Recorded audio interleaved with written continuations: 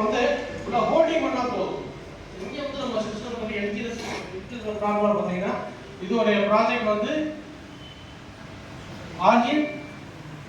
Origin டெவி வெப்3 இந்த பிளாட்ஃபார்ம்ல தான் நம்ம வந்து இயங்க போறோம். இதை நம்ம எல்ஜிஎஸ் எப்படி வாங்கணும் அப்படின்னு கேட்டீங்கன்னா நம்ம ஐநாறு கொடுத்து வாங்கலாம். எப்படி வாங்கலாம் கேட்டீங்கன்னா ஐநாறு ஏதாவது எல்ஜிஎஸ் கொடுத்தாங்கன்னா அப்ளை மூலியமா வாங்கிக்க முடியும். இல்லைன்னா நம்ம யூஎஸ்ஏ கொடுத்து தான் நேரடியாக வாங்கிக்க முடியும்.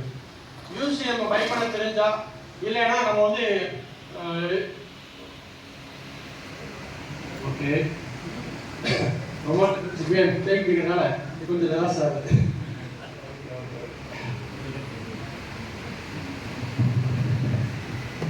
சரி ஓகே தேங்க்யூ. இப்போ ஸ்டாக்கிங் பண்ணணும் அப்படின்னு கேட்டிங்கன்னா நம்ம எல்ஜிஎஸ் பிளாட்ஃபார்மில் பார்த்தீங்கன்னா எல்ஜிஎஸ் மினிமம் இன்வெஸ்ட்மெண்ட் ஒரு காயினை கூட நம்ம உள்ள கொண்டு வந்துருக்கோம். ஒரு பேங்க் செக்டர் மாதிரி இருக்குது. ஸோ நம்மளுக்கு 8 hours ஒவ்வொரு 8 ஹவர்ஸ்னு பார்த்தீங்கன்னா 0.2% 0.4% வரைக்கும் நம்மளுக்கு ரிவார்ட்ஸாக கொடுக்குறாங்க. எப்படி கொடுக்குறாங்க அப்படின்றத வெப்சைட்டில் நம்ம உள்ள ஒரு வெப்3 வேலட்டில் வந்து வெறும் ஒரு காயின்ல இருந்து அன்லிமிட்டட் எவ்வளோ காயின் நம்ம இன்வெஸ்ட் பண்ணிக்க முடியும். இங்கே இன்வெஸ்ட் பண்ணுற பேரோ இங்கே வந்து டெபாசிட்ற பேரோ இருக்காது.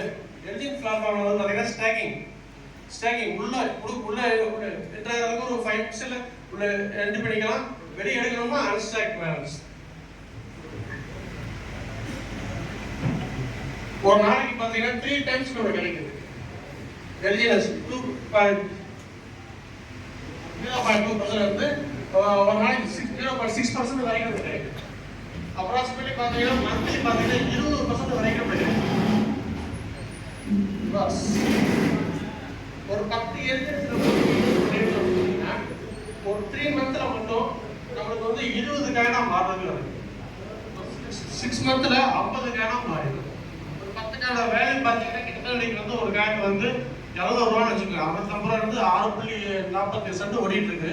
ஒரு 700 ரூபா வேல்யூவா இருந்தா கூட நம்மளுக்கு ஒரு 14,000 ரூபாய்க்கு நம்ம 20 காயினுக்கான வேல்யூ எடுக்க முடியும். ஒரு 6 மந்த் வச்சிருந்தோம் அப்படின்னா 5 மடங்கான ப்ராஃபிட் கிடைக்குது.